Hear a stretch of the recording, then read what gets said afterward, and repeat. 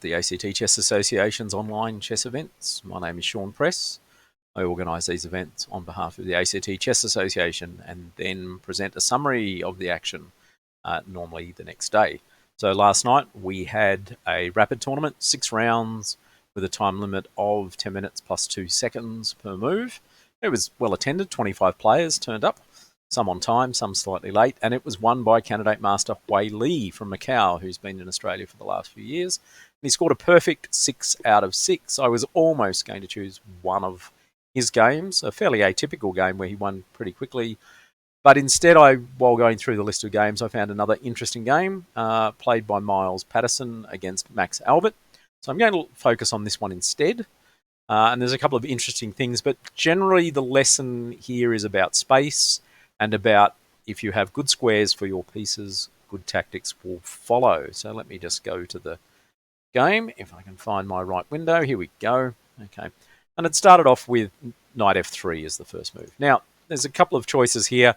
Miles Patterson plays the English as white, but sometimes he'll start with knight f3 if he specifically wants to avoid lines of c4, e5.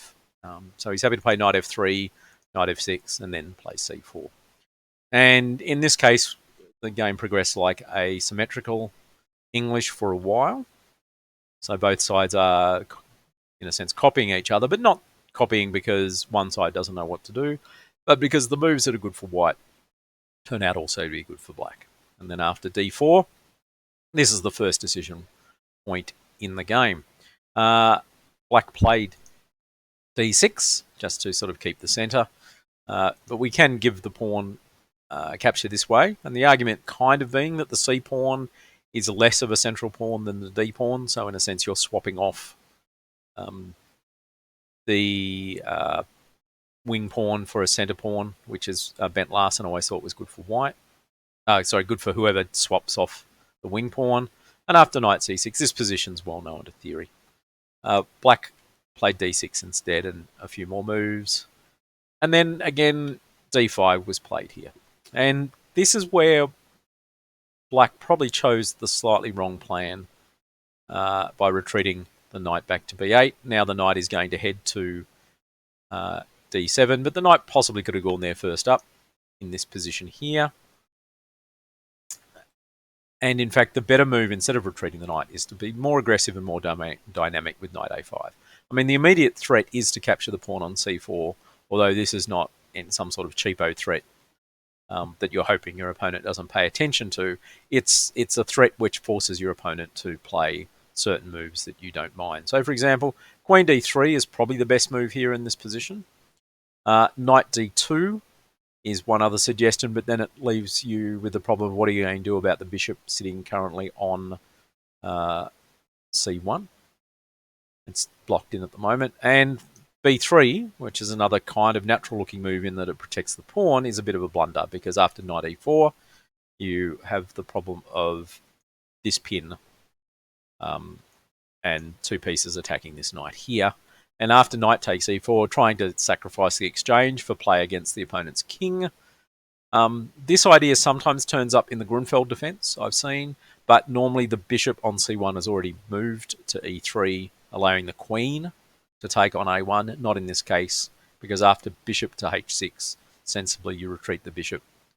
And then after queen d2, in the hope of at least trying to get some play on the king side around these darkened squares that are slightly more exposed, black is still just an exchange up without too much drama in this position. So this position, b3 is a mistake. It'd be just good for black here. So, but knight b8, and then both sides didn't quite play exact move, but that's fine.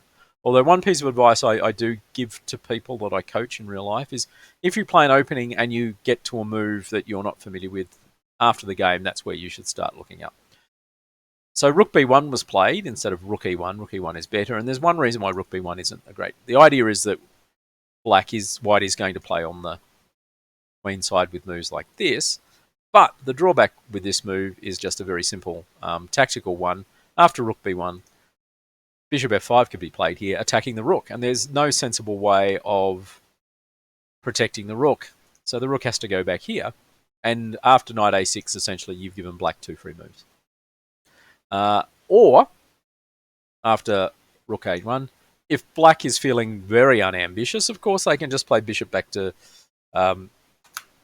c8, offering a repetition of the position, although I suspect white would have found rook e1 in this position instead. So, but after rook b1, black played rook e8, white played rook e1 now. And now, of course, bishop f5 no longer works because with the rook on e1, e4 is actually the right move here. And black played e5. And this turns out to be not a great move. After e4, we've basically reached a King's Indian defense, by the way. It started off as an English, it's transposed into a King's Indian defense. But after e5, white can play this position a lot more dynamically. And sometimes you need to start looking at changing your style if you want to keep improving. So d takes, instead of playing e4 to keep the position blocked, you play d takes e6 instead. Okay, and then black has a number of choices here.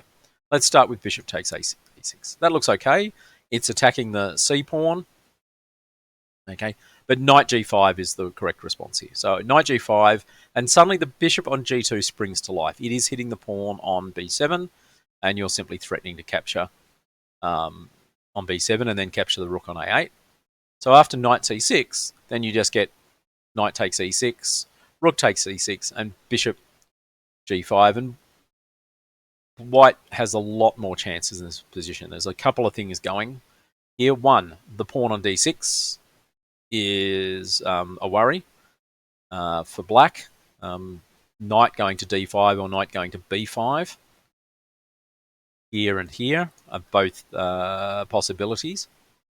The knight on f6 is pinned as well. And so white has a bit of an advantage here, and white should be happy to play on in this position. Instead of taking with the bishop, right, rook takes e6 instead. Not so great because there's a knight g5 just keeps happening over and over again in these lines. You just play knight g5, rook goes to e8, swing the knight across to c4, and now e4, and now you're just threatening to take on d6. Knight takes, again threatening to take on d6. Something like bishop f5 because of the pin on this diagonal. Okay, bishop g5 simply to hit the queen. And this just gains a tempo because essentially you're going to give up your b1 rook in return for the e8 rook. This is a slightly complicated sequence of moves, but if you just go, I'm capturing big things like this, eventually you'll reach this position here, and you'll see that white is just both up a pawn and also has the two bishops. So this is just a really good position for white. So rook takes e6 just loses a pawn. F takes e6 is your other choice here. And in theory, the idea is you're looking at playing something like d5 maybe. But again, knight g5. I keep saying knight g5, knight g5, knight g5. Knight c6 here. Again, the idea is swinging the other knight across to attack the d pawn. Knight goes to d4, for example, here to block the file. But then you just simply play b3. And white is better in this position. And mainly the reason why white is better is black is kind of running out of places to put the rest of their pieces at the moment. White has more space. As I said at the introduction, this is also a bit about space. So white at the moment has play, as we say, up until the 4th and 5th ranks. Black really only has play on the 2nd and 3rd ranks. So more space for white, more chances. And that becomes really apparent later in the game, by the way. So pawn to e4. Okay, it's an okay move. Okay, not as dynamic. Bishop g4, h3, kicks the bishop back, brings out another piece. And then black starts to play the wrong idea. I think black is quite keen to play a move like f5, but at the same time is worried about play involving king c1 and then the bishop going to h6. And plays knight g8 here, but this is all wrong. One, because it's slow. Two, because it turns out putting the king on h8 tactically is a real disaster later in the game. For those of you who want to fast forward through this, I'll just mention that knight g5 threatening mate in 1 can be played in this position. At this stage, it's probably a bit of a cheapo, but later on it actually becomes a really good threat. So b4, good move here. Okay, we're opening up on the queen side. The b7 square is potentially weak, so b6 gets played. The other option is to play takes, but after rook takes and bishop c8 to protect, You're still trying to play something like f5 in this position, but white is better because white's play is a little bit faster than black's. Notice that all black's pieces, apart from the bishop on g7, have retreated to the back rank, and while all white's pieces have come forward. So I'd rather be white in a position like this. You can sometimes try and dig in and defend positions like this, but ultimately you need a break in the position. But in terms of space, and I will mention this slightly in the next couple of moves, in terms of space, if you have less space than your opponent, sometimes your choices of how you free your position end up leaving you worse rather than better. So b6 gets played, takes and takes, and white has an open file. So the rook can go all the way to b7. So that's the first interesting thing, and could have played that straight away, but instead played queen to a3. And now the one thing I want to point out here is what happens if black tries to free the position with the thematic f5 move, which normally happens in King's Indian defenses. Okay. In this case, it's just a huge blunder because knight g5. And you're threatening to either play knight f7 mate or knight to e6. And so we block with rook to f8 to protect the f7 square. We capture, bishop takes. It looks like we're freeing the position. But after knight here, forking queen and rook. Okay, what's the harm here? We're going to take the knight off the board. And after pawn takes, suddenly we've discovered that the bishop on g2 is just going to collect the rook on a8. And there's no way of saving that rook. Worst case scenario would normally be give up the exchange by moving the knight out of the way. But black doesn't even have that opportunity because the squares where the knight might go to are all under attack. And so white's just winning a rook here and winning the game completely. And that's because black has got less space, white has got more space, and trying to free the position just causes weaknesses. So instead, black played a5, but this surrenders the b5 square. So the rook first goes to b7. Good idea. If needed, the other rook will just come across to the b file as well. Turns out it wasn't needed. Knight went to a6, and then knight goes to b5 here. And black originally played the bishop back here thinking, hey, where's this rook going to now? It looks like it's trapped, except rook takes f7 is certainly playable here. But also knight g5. As I said before, knight g5 was a threat, mainly because black had entombed the king in the corner. So, for example, if we take the rook, then knight takes f7, not only forks king and queen, which is bad enough, but in fact is checkmate in this position. If the knight wasn't there and the king could move, you'd still lose your queen. Rook goes to f8 to protect f7. We just take anyway because you have to now play rook takes f7, rook takes f7, and you won the exchange. You could play rook e7, but again, we just take on f7 and you've won the exchange. So everything wins the exchange except knight h6. And then white played the sneaky rook takes f7 because if we take here, then we don't checkmate because the king now has g8. But of course, we're picking up the queen next move. So it's all gone horribly, horribly wrong for black. Not just because the king didn't have any space, but most of the other pieces. Now, at this stage, after king g8, rook f3, it turns out that white is winning by a lot, but it's still worth looking at the rest of the game just to see how it finishes up. You've still got to convert your winning positions. And for example, in a lot of games that I see in online, especially with less experienced players, they're very good at getting positions like this. They're not so great at then finishing them off because the brain switches off and you think, I'm just totally winning here. Anything will work.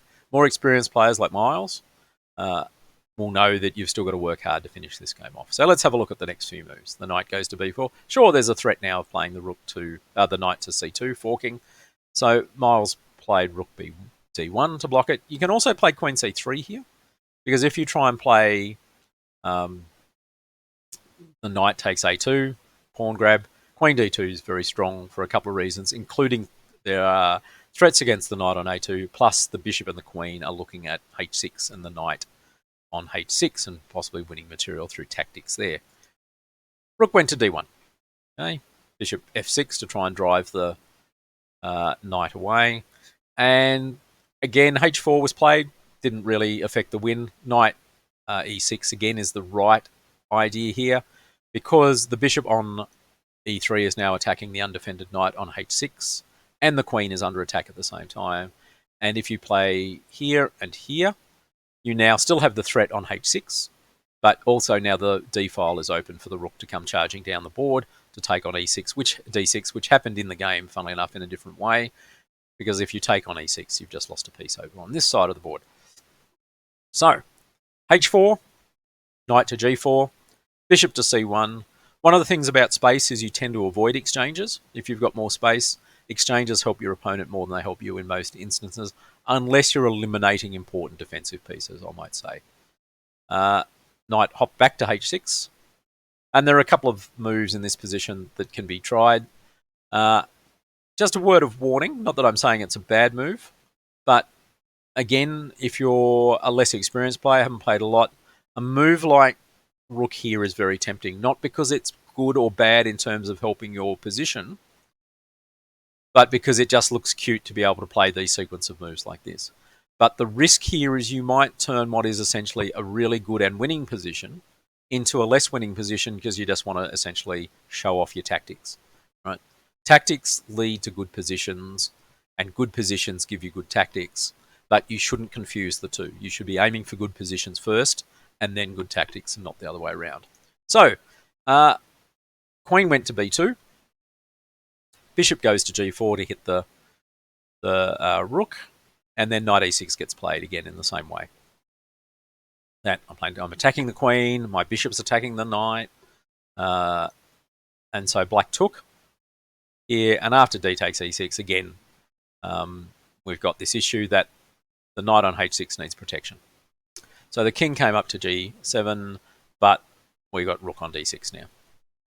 The other line that could have been played, slightly more forcing, is bishop takes h6. Check, because after king here, then you can play knight takes instead of anything else. So instead of rook takes, so you play knight takes. You're threatening the rook, and more importantly, if you move the rook, then knight f7 just wins the queen because of the discovered attack from the rook sitting on d1. But rook takes d6 was just as good in terms of winning the game. After queen to c8, then we took takes, and we've just picked up the bishop on f6. And white is now just up a piece. Have a look at how much space white has had at the start of the game, and notice that it's just kept going. And that's the other thing. If you use your advantage as well, they tend not to go away, and you tend to keep them and then keep improving them. And that's one of the secrets to playing sort of smooth positional chess, is either keep good advantages and just improve on them, or take your good advantages and transform them into better advantages. Rook e7, queen d2 check, pushes the king back, and then rook here is a very nice move because you can't get away with being greedy and taking here because queen g5 is just going to lead to this sort of chaos as well. So rook d7, knight went back to c6, but then rook takes, knight takes, rook check here, king g8, and then black and white didn't even bother taking the knight, even though it's free. Just whip the queen into h6 here, and then checkmates on g7, and h7 are threatened, and there is nothing black can do to prevent it. So I'm going to just take you all the way back to two positions. One, I'm going to show you this position, okay, where at this stage it doesn't look like white has a huge space advantage. I'm then going to jump forward simply to this position, where white's space advantage is increasing, mainly due to control of the open file. And then I'm going to wheel you all the way up to this position here, where literally all black's pieces are still on the black rack, except for that knight not doing much on b4, while white's pieces have all come marching up the board. So that was a pretty good win for Miles Patterson against Max Albert from last night's Rapid tournament. The game was played with a time limit of 10 minutes plus 2 seconds a move. That in itself is not necessarily a terrible thing in terms of your quality of chess. Not a big fan of trying to learn from bullet games, but rapid games are kind of the nice mix between spending an enormous amount of time playing one game and having enough time to put ideas in practice without basically of being able to play more than one game in a sitting. So in this game, it was a 6-round tournament, and it went for almost 2 hours. So everyone got sort of a good round of probably 2.5 hours, to be fair. Good round of chess, 6 games. You can go home, you can look at it, you can learn your lessons from it. So that was from last night's ACTCA online rapid event. I organise these on behalf of the ACT Chess Association and leechess.org. My name is Sean Press. If you're interested in playing annual local ACT/Canberra player, just go and look for the ACTCA Fast Chess Club on Leechess. I'll do this summary normally after every round. Apologies, I missed yesterday. I was caught up with something else, but I try and do these summaries the day after the event takes place. So thanks for tuning in, and I will probably be seeing you on Friday morning.